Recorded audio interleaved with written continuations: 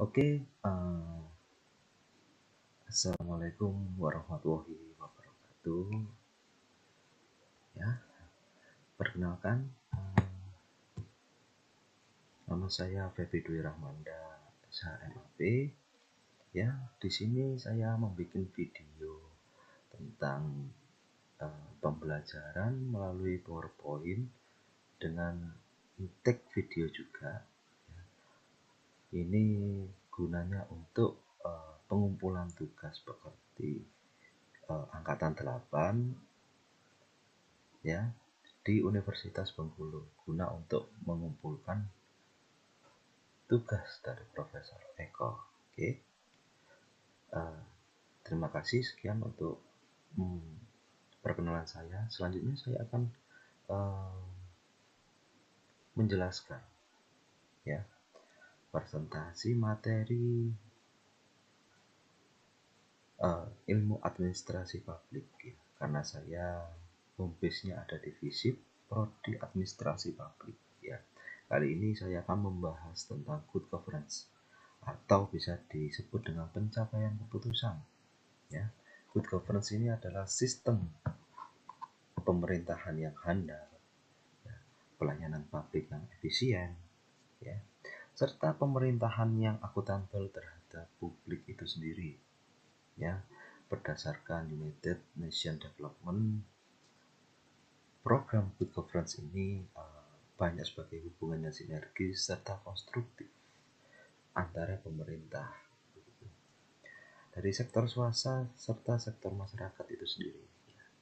Jadi menurut lembaga administrasi negara serta badan pengawas keuangan dan pembangunan ya, good governance ini sebagai penyelenggaraan pemerintah negara yang solid dan bertanggung jawab serta efisien serta efektif dengan menjaga kesinergian interaksi yang konstruktif di antara domain negara, sektor swasta serta masyarakat itu sendiri.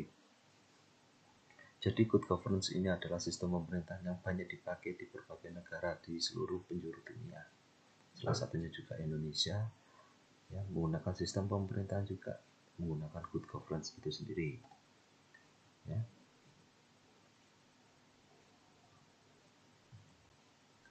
Oke, selanjutnya saya akan membahas tentang tujuan dan manfaat dari good governance itu sendiri.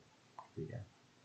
Jadi menurut KNKG ya, atau bisa disebut dengan Komite Nasional Kebijakan Governance ya, tujuannya ini dalam rangkainya ya, yang pertama yang pastinya mendorong bagaimana efektivitasnya ya dari penyelenggaraan negara itu sendiri yang banyak didasarkan pada asas demokrasi, transparansi, akuntabilitas, kewajarannya bagaimana, lalu kesetaraannya bagaimana gitu. Yang kedua, tujuannya dari good governance ini banyak mendorong terlaksananya fungsi legislatif ya. Jadi banyak terjadi terlaksananya dari fungsi legislatif itu sendiri di dalam tujuan manfaat good governance itu sendiri. Tidak hanya fungsi legislatif saja ya, dari segi pengawasan juga pasti, lalu dari eksekutif ya juga pasti, yudikatif serta lembaga yang non struktural itu sendiri ya. Wewenangnya itu banyak dilandasi dengan nilai moral yang tinggi serta kepatuhan terhadap peraturan perundang-undangan itu ya.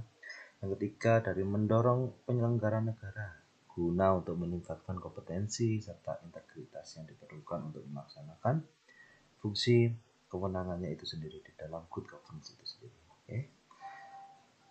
Ya, jadi ada juga berdasarkan peraturan Menteri Negara Pendayagunaan Aparatur Negara ya, tentang pedoman umum reformasi Menteri Negara Pemberdayaan Aparatur Negara. Tujuan dari good governance ini banyak menciptakan birokrasi yang bersih ya. Birokrasi yang bersih itu yang bagaimana? Birokrasi dengan sistem aparaturnya bekerja keras atas dasar aturan dari koridor yang teratas dari presiden dengan nilai yang sangat mencegah timbulnya banyak berbagai tindakan penyimpangan, lalu produktivitasnya gimana. Jadi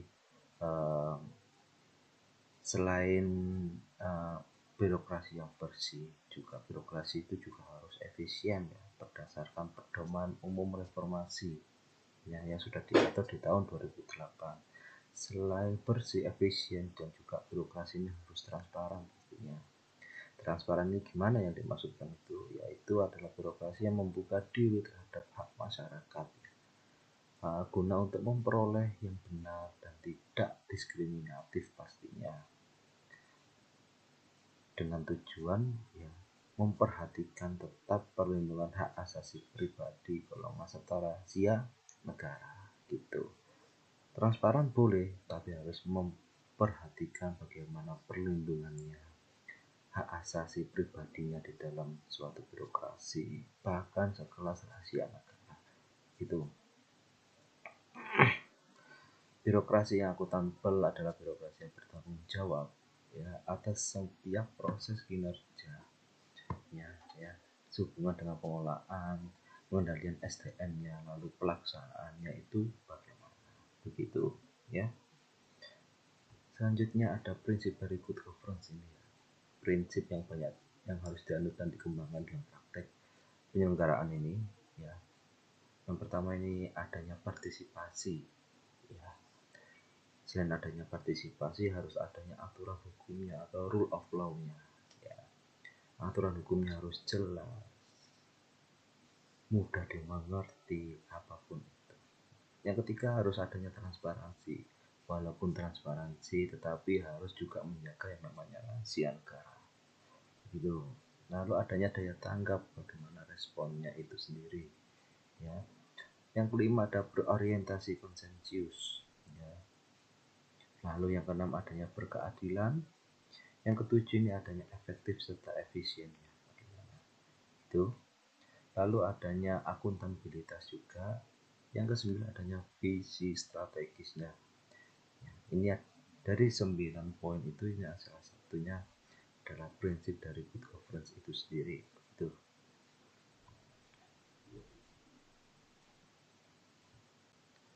Pilar-pilar good governance ini ya, ada 3 pilar ya. Good governance itu sendiri adalah tata pemerintahan atau kebijakannya. Yang pertama ada negara atau tata pemerintahannya bagaimana, dari sektor swasta atau dunia usahanya bagaimana, lalu dari masyarakatnya itu sendiri begitu ya. Di dalam 3 pilar ini, negara atau tata pemerintahannya sektor swasta atau dunia usaha, nah gitu. Dari pilar yang saya sebutkan tadi ya, berada dalam kehidupannya berbangsa, bernegara, dan bermasyarakat. Sektor pemerintahan ini lebih banyak memainkan peran bagaimana sebagai pembuat kebijakan, pengendalian, serta pengawasan itu sendiri ya. Sektor swasta ini lebih banyak berkecimpung di sektor aktivitas di bidang ekonominya. Dari masyarakatnya sendiri ini objeknya sekaligus subjek dari sektor pemerintahan maupun swasta itu sendiri, karena di dalam politik masyarakat terjadi interaksi di bidang politik, ekonomi maupun sosial budaya. Baik, terima kasih untuk penjelasan saya singkat dari good governance ini. Mudah-mudahan tugasnya berhasil dengan lancar sesuai dengan permintaan pemateri ya. Terima kasih, mohon maaf jika ada kesalahan kata-kata atau ketidakpahaman ya. Saya Feby Dwi Rahnanda dari Universitas Bradford Surabaya. Terima kasih. Wassalamualaikum warahmatullahi wabarakatuh.